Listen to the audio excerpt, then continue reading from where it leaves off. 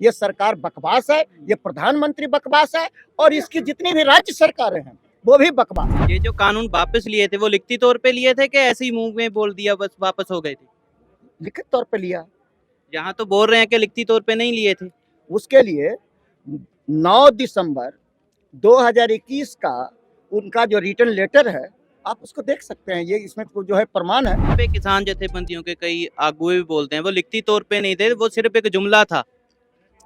जुमला वो इसलिए कहते हैं कि उन्होंने जो लिख करके दिया और उसको लागू नहीं किया, इसीलिए उसे जुमला कहते हैं। आपने बोला कि वो जो कानून थे वो लागू नहीं हुए थे। कानून के बारे में नहीं बात कर रहा हूँ। हाँ, अगर सरकार नहीं मानती तो क्या करोगे आप? हम अड़े रहेंगे, लड़े रहेंगे, पड़े रहेंगे। खट्टर सरकार ने इस्तीफा दे दिया, ठीक, उसके बारे में आपकी क्या राय है? खट्टर साहब को रसगुल्ला मिल रहा था, कोई रसमलाई दिखा रहा होगा तो उधर चले गए। जब तक कि ये सरकार हमारी बातों को मान नहीं लेती या अगर कोई दूसरी सरकार आती है वो हमारी समस्या का समाधान नहीं कर देती, तब तक हम लड़ते रहेंगे। ये जो सरकार है वे आम लोगों की सरकार नहीं है, ये शुद्ध रूप से टाटा बिरला डालमिया गोयनका की सरकार है। तो आपका क्या यही काम रह गया है कि पहले गलत कानून बनाओ फिर उसके बाद आंदोलन कराओ? शंभू बार्डर ते पहुंचे हुए हैं और आज आओ ਆਪਾਂ ਅੱਜ ਦੀ स्थिति बारे पूछते हैं।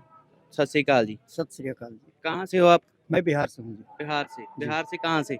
बिहार में नालंदा से।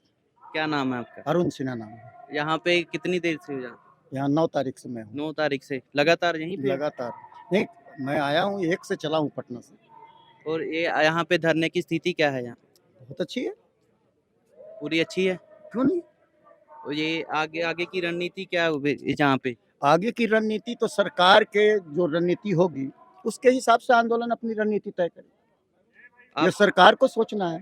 हमारे पास तो पीछे हटने के लिए भी जगह नहीं है। सरकार को ही पीछे हटना है या क्या करना है, जान लेना है, ये सब उसको तय करना है। अगर सरकार नहीं मानती तो क्या करोगे आप? हम अड़े रहेंगे, लड़े रहेंगे, पड़े रहेंगे। यहीं पे ही? अगर हमको आगे जाने की जगह मिली तो आगे जाएंगे और अगर आगे जाने से रोक दिया जाएगा कि आगे आप नहीं जा सकते तो हम यहीं पड़े रहेंगे। कितनी देर तक? हाँ, कितनी देर तक? जब तक कि ये सरकार हमारी बातों को मान नहीं लेती या अगर कोई दूसरी सरकार आती है वो हमारी समस्या का समाधान नहीं कर देती, तब तक हम लड़ते रहेंगे। कल खट्टर सरकार ने इस्तीफा दे दिया, ठीक, उसके बारे में आपकी क्या राय है? ये उनका मामला है। खट्टर साहब को रसगुल्ला मिल रहा था, कोई रसमलाई दिखा रहा होगा तो उधर चले गए। आपको लगता नहीं है किसानी आंदोलन के लिए उन्होंने इस्तीफा दिया है? वो तो उन्हीं को तय करना है, उनसे पूछ लीजिए तो ज़्यादा बढ़िया बताएंगे कि किस कारण से इस्तीफा दिया है। लेकिन मैं तो इतना ही समझता हूँ कि ये जो राजनीतिक लोग हैं, ये जहाँ पर हैं, अगर एमएलए है तो वहाँ मंत्री बनने के लिए, मंत्री है तो मुख्यमंत्री बनने के लिए, इसी बात के लिए ये सब उल्टा सीधा होते रहते हैं। और किसानों का जहाँ तक सवाल है, आप ही बताइए कि दुनिया में कोई ऐसा धंधा है जो 10 रुपया लगाया जाता हो और उसमें 5 रुपया मिलता हो? दुनिया में ऐसा कोई धंधा आपको नहीं मिलेगा। इसीलिए हमारे सामने एमएसपी C2 प्लस 50% पर तय कराना और उसके खरीद की गारंटी का कानून के अलावे हमारे पास जीने के लिए और कोई रास्ता बचा नहीं। इसीलिए हम तो मजबूरी में आंदोलन में हैं, बाकी सरकार को तय करना है। आपने सुना है कभी कि टाटा बिरला डालमिया सिंघानिया गोयनका ने अपनी मदद के लिए कोई मांग भी की हो? कभी कोई धरना दिया हो? नहीं। लेकिन उनके लिए सरकार जो है उनके पीछे जो वो कहते हैं वो उनको करने का काम करते हैं। इससे बात तय है कि ये जो सरकार है वे आम लोगों की सरकार नहीं है, ये शुद्ध रूप से टाटा बिरला डालमिया गोयनका की सरकार है और उन्हीं के लिए उनको काम करना है। मैं तो आप कहेंगे तो मैं ये पूछना चाहता हूँ कि ये जो इतनी ऊंची दीवार खड़ी की है, ये जो लोहे की कील खड़ी की है, इसमें कुछ पैसे लगे होंगे ना? ये पैसे खट्टर जी ने अपने खेत बेच करके लाया है क्या? मोदी जी ने अपना घर बेच करके लाया है क्या? पिछली बार 3 काले कानून बनाए और फिर उन्होंने वापस लिया, तो 3 काले कानून के लिए जो विधेयक आया अप्रैल महीने में और वहां से लेकर के आपको 19 नवंबर 2021 की घोषणा के दिन तक वापस लिया गया। आप सब लोग ये सवाल अगर करें कि इसमें कुल मिलाकर, जिसमें विधेयक भी है, जिसमें अध्यादेश भी है, जिसमें पार्लियामेंट में बहस भी है, राष्ट्रपति का दस्तखत से लेकर कानून बनाने और उसके सवाल पर में जितने पैसे खर्च हुए आपने वापस ले लिया, तो आपका क्या यही काम रह गया है कि पहले गलत कानून बनाओ, फिर उसके बाद आंदोलन कराओ, उसके बाद 750 लोगों की शहादत हो जाए, और फिर इन सारी चीजों को लेकर के तो सवाल तो है, देश का सवाल ये है, केवल किसानों मजदूरों का सवाल नहीं है कि इतने पैसे बकवास में क्यों खर्च होते हैं। ये सरकार बकवास है, ये प्रधानमंत्री बकवास है, और इसकी जितनी भी राज्य सरकारें हैं वो भी बकवास है। ये जो कानून वापस लिए थे वो लिखती तौर पे लिए थे कि ऐसे ही मुंह में बोल दिया बस वापस हो गए थे? लिखित तौर पे लिया। यहाँ तो बोल रहे हैं कि लिखती तौर पे नहीं लिए थे। उसके लिए 9 दिसंबर 2021 का उनका जो रिटर्न लेटर है, आप उसको देख सकते हैं। ये इसमें जो है प्रमाण है, इसमें कोई जो है हमारे बोलने से और उनके बोलने से तो चलेगा नहीं, वो तो बोलने के लिए कुछ भी बोलते हैं। नहीं, यहीं पे किसान जथेबंदियों के कई आगुए भी बोलते हैं वो लिखती तौर पे नहीं थे, वो सिर्फ एक जुमला था। जुमला वो इसलिए कहते हैं कि चूंकि उन्होंने जो लिख करके दिया और उसको लागू नहीं किया, इसीलिए उसे जुमला कहते हैं। और इसलिए मैं तो ये कह रहा हूँ ना कि पूरी दुनिया में एक प्रधानमंत्री का नाम बताइए, भारत को छोड़ अगर आप दीजिए। बोल रहे हैं लागू नहीं किया, पर अगर लागू ही नहीं हुआ तो फिर ये धरना क्यों? कौन सी लागू नहीं हुआ? आपने बोला कि वो जो कानून थे वो लागू नहीं हुए थे। कानून के बारे में नहीं बात कर रहा हूँ, हाँ। मैं बात कर रहा हूँ, मैं तो कानून के बारे में बात कर रहा हूँ। तो उसमें कानून की भी बात है। जो हाँ। 9 दिसंबर 2021 का जो पत्र है, उस पत्र में कानून की वापसी के साथ साथ एमएसपी गारंटी का सवाल, जितने मुकदमे हुए उनके वापस किए जाने का सवाल, जिन पर मुकदमे हुए हाँ, उन पर वापस किया, कानून के पे लिखती तौर पे नहीं हुआ था। कानून भी वापस है लिखित भाई।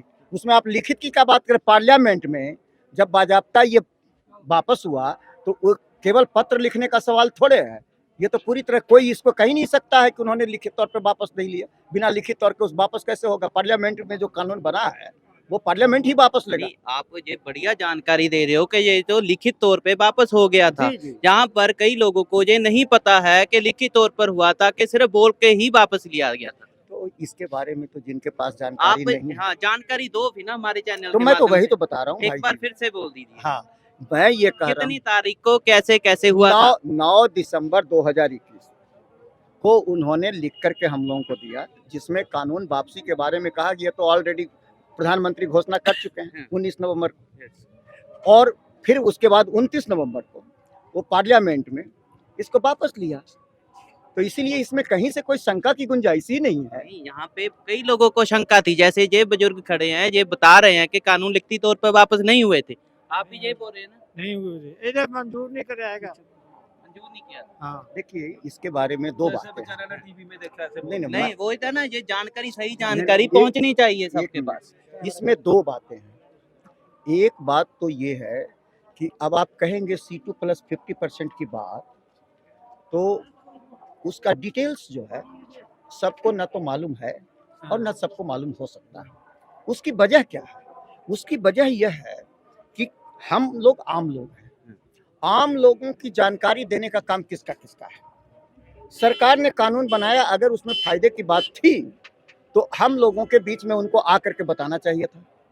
उनके जो प्रशासन के लोग हैं वो बताते, फिर मीडिया के लोग बताते। लेकिन आपको मैं ये माफ़ी के साथ ये बात कहना चाहता हूँ कि चाहे कोई भी मीडिया हो, सोशल हो, मेन स्ट्रीम की मीडिया हो, अखबार हो, टेलीविज़न, एक भी अखबार और टेलीविज़न, वो चाहे मेन स्ट्रीम का हो या सोशल हो, किसी ने ये हिम्मत नहीं जुटाई कि 46 तीनों कानून को मिलाकर के 46 धाराएं उसमें है। समझौता वाला 25, व्यापार वाला 20 और आवश्यक वस्तु संशोधन अधिनियम में 1।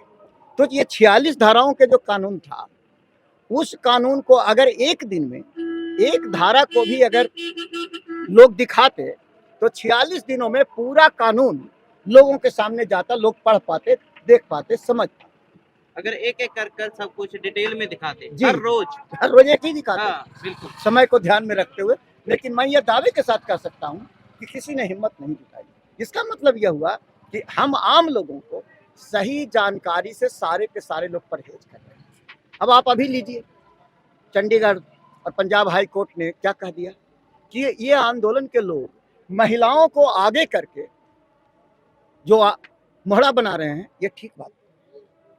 मुझे बहुत अफसोस है, हाँ, बच्चे और महिलाओं को आगे जी कर- जी, हाँ, मुझे बहुत अफसोस इस बात का है कि जो भी खेती करता है वो किसान है, हाँ। उसमें जेंडर का, औरत और मर्द का, महिला और पुरुष का कोई फर्क नहीं है, फर्क है, समान है। समान है। हाँ। बावजूद इसके अगर कोई ज्ञानी ये बात ज्ञान बांटते हैं तो इससे ये पता चलता है कि उन्हें ये पता ही नहीं है कि भारत में महिलाएं भी किसान होती हैं, और अगर होती हैं तो पुरुष किसान को भी अधिकार है लड़ने का, तो महिला किसान को क्यों नहीं? वो अपने अधिकार के लिए लड़ रही हैं, उसको कोई मोहरा बनाने का सवाल कहाँ है भाई?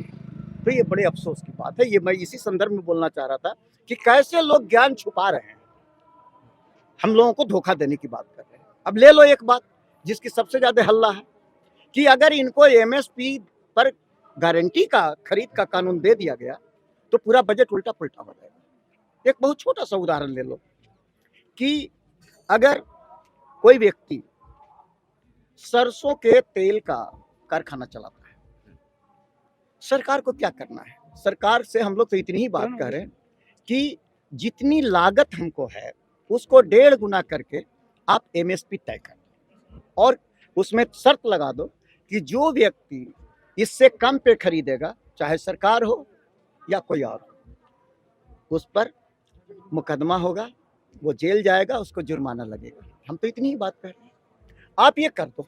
अब इसका मैं थोड़ा सा उदाहरण के तौर पर बता रहा हूं कि मान लो थोड़ी देर के लिए कि 10,000 रुपये क्विंटल सरसों का दाम तय हो गया। अब सरकार को खरीदने की कोई जरूरत नहीं है, वो चाहे तो खरीदे वरना ना खरीदे।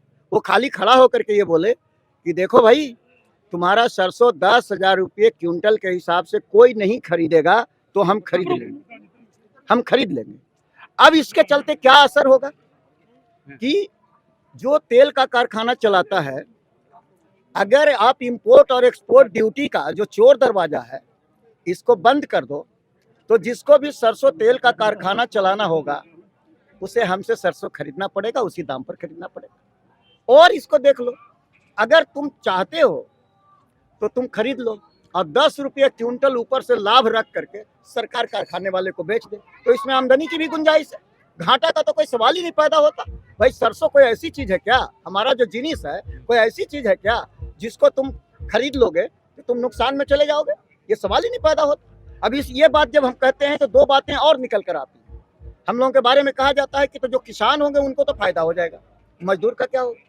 तो बस 2 मिनट, ये मजदूर जो है ज्यादातर जगहों में मजदूरी भी हम लोग जिनिस के रूप में देते हैं, तो सरसों के दाम बढ़ने से उसकी मजदूरी बढ़ जाती है। जहां पर में ये कैश में मजदूरी मिलती है उनको तय कर दो कि इतना किलो सरसों का दाम प्रतिदिन मजदूरी के ऊपर में रहेगा, जैसे ही सरसों का दाम बढ़ेगा वैसे उसकी मजदूरी बढ़ जाएगी। इसलिए ये सवाल किसानों, मजदूरों और गांव के रहने वाले हर इंसान को से समेत जो केवल उपभोक्ता हैं, जो खाते हैं, इस्तेमाल करते हैं, उनके लिए भी है, क्योंकि एक बार तय होने के बाद आपको भी पता हो जाएगा कि सरसों का दाम कितना तय किया गया है, तो सरसों तेल का दाम इससे ज़्यादा नहीं हो सकता है। तो ये एक प्रकार से काला बाजारी को भी रोकने का हथियार बनेगा। ठीक है, धन्यवाद। आपको भी धन्यवाद। इदां ਦੀਆਂ ਜਾਣਕਾਰੀਆਂ ਤੁਹਾਡੇ ਸਾਹਮਣੇ ਲੈ ਕੇ ਆਂਦਾ ਰਹਾਂਗੇ। ਧੰਨਵਾਦ।